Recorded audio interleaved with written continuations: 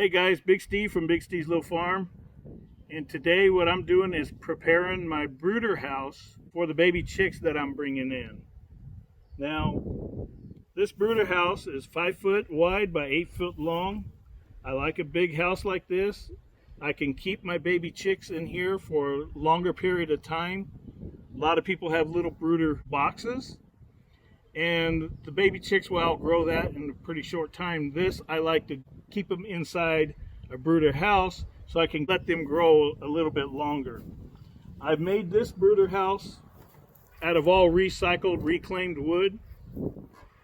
The side walls came off of a crate of a big motor pump, and I thought those would be perfect for walls of a brooder coop.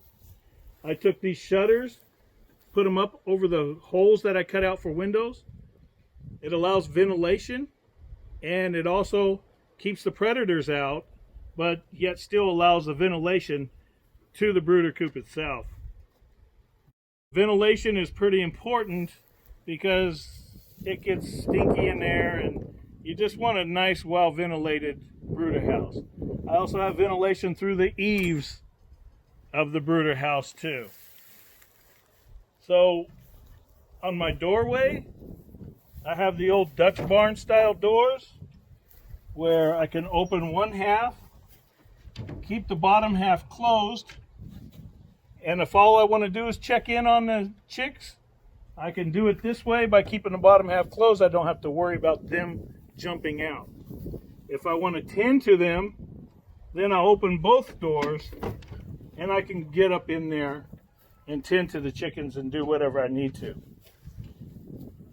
I have my heat lamp in case it gets cool at night. Right now we have some pretty warm summers around here, so it's not a big concern, but I am finding that I probably will need to turn the heat lamp on for a few hours. Wow, right on cue, Elsie. So yeah, we'll probably turn the heat lamp on for a few hours every evening just to make sure we keep the chicks warm.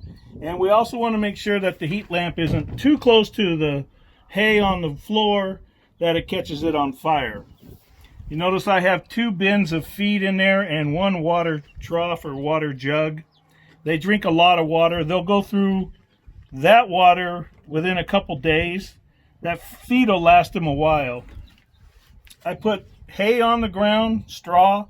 I put that on the ground. A lot of people use sawdust chips or the wood chips. I didn't have any of that, but I have a lot of extra hay. So I figured if the chickens lay eggs and have babies in the haystack, then hay would work fine for them in a brooder coop or a brooder house. I like this big size of a house because also over here I got my feed bins. And I have a feed bin there. It's got extra feed in it, so I don't have to run back to the barn and get more feed. I can tend to them right here. So this is my brooder coop. I'm about to put the baby chicks inside and let them get familiar with this. They're gonna love it. And no, I didn't buy these chicks at Chewy.com. I just got the box, and they are holding the baby chicks. And I got 10 little chicks. They will be the first ones in this coop for this season.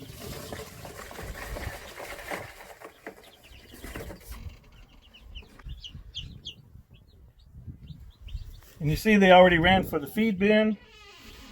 They're going to love this place. So I'll shut this bottom door just to make sure none of them get out.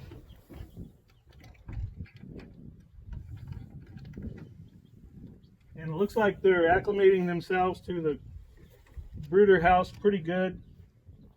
We'll check on them in a little bit. Like I say, this evening, if it gets too cold, then we'll turn the heat lamp on for them. But right now it's pretty warm out. It's about 95 degrees here in Northern California. So they're going to be just fine. And I make sure I got this lock on the door.